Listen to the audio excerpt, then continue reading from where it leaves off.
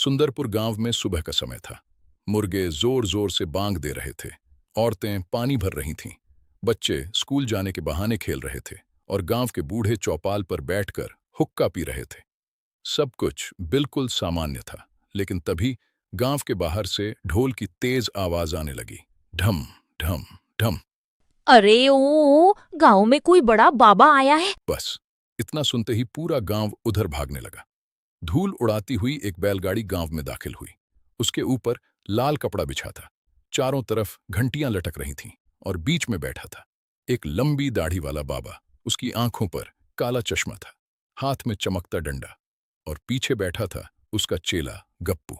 रास्ता छोड़ो, महान त्रिकालदर्शी बाबा जी पधार रहे हैं, जो भूतों को भी भगा देते हैं। पूरा गांव हैरानी से बाबा को देखने लगा। अरे वाह, देखो कितनी लंबी दाढ़ी है। लगता है बहुत बड़े पहुंचे हुए बाबा हैं।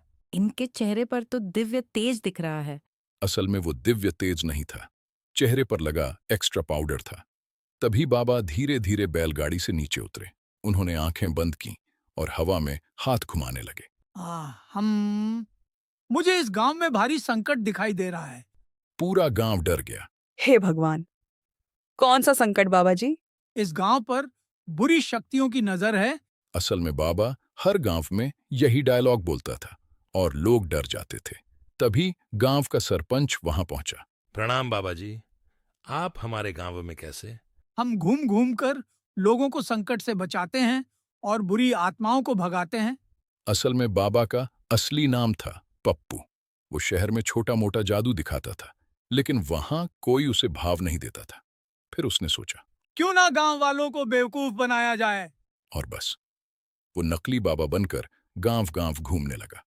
उसका चेला गप्पू भी उसका दोस्त था। दोनों मिलकर गांव वालों को बेवकूफ बनाते और मुफ्त का खाना उड़ाते थे। बाबा जी, आप हमारे गांव में कुछ दिन रुक जाइए। हम ठीक है, लेकिन हमारी सेवा अच्छे से होनी चाहिए। बस फिर क्या था, गांव वालों ने बाबा के लिए बड़ा कमरा तैयार कर दिया। कोई दूध ला रहा था, कोई मिठाई, कोई फल, कोई घी, और बाबा अंदर बैठकर मजे से सब खा रहे थे। वाह गप्पू, ये गांव तो बहुत बढ़िया है। हाँ बाबा जी, यहाँ तो बिना काम किए मलाई मिल रही है। लेकिन उसी गांव में एक लड़का रहता था, छोटू। बहुत शरारती, लेकिन बहुत तेज दिमाग वाला। उसे शुरू से ही बाबा पर शक था।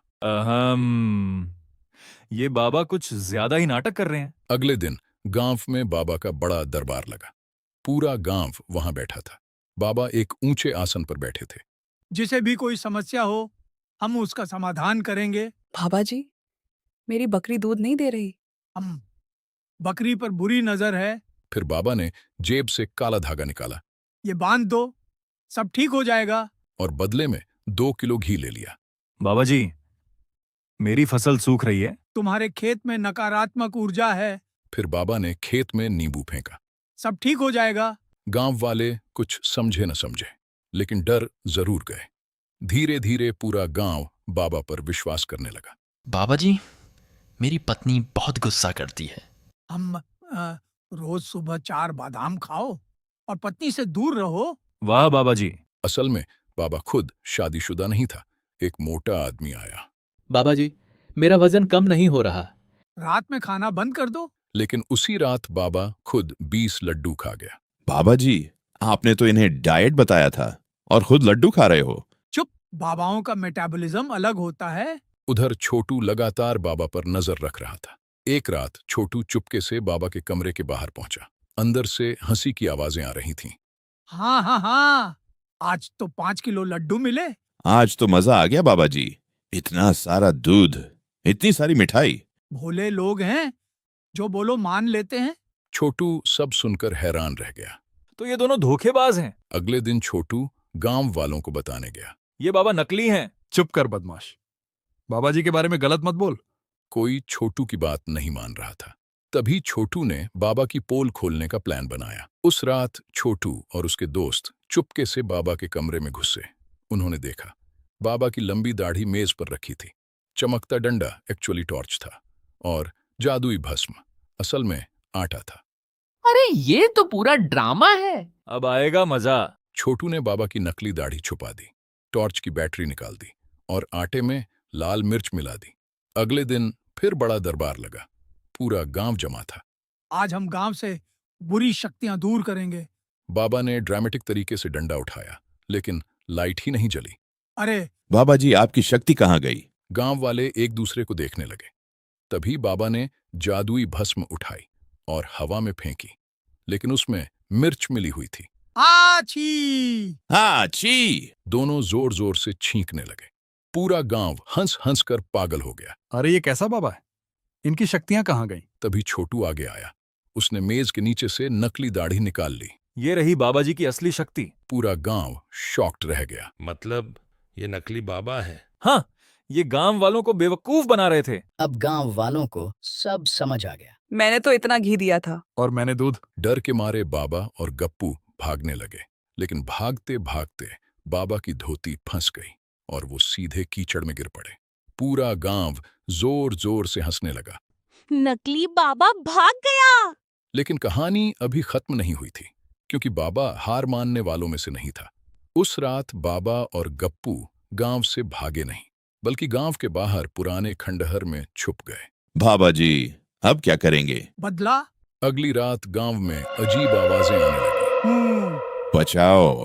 पूरा गांव डर गया। हे भगवान, सच में भूत आ गया। अब गांव वाले फिर डरने लगे। तभी बाबा सफेद चादर ओढ़कर गांव में घूमने लगा।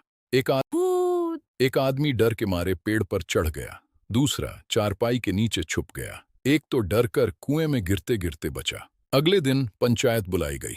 गांव में कुछ गड़बड़ जरूर है। काश बाबा जी वापस आ जाएं। छोटू समझ गया। ये सब उसी नकली बाबा का काम है। उस रात छोटू और उसके दोस्त छुप गए। सन्नाटा था। तभी सफेद भूत धीरे धीरे गांव की तरफ आया। छोटू, डर लग रहा है। चुप, देखता जा। जैसे ही भूत पास आया, छोटू ने रस्सी खींच दी। धड़ाम!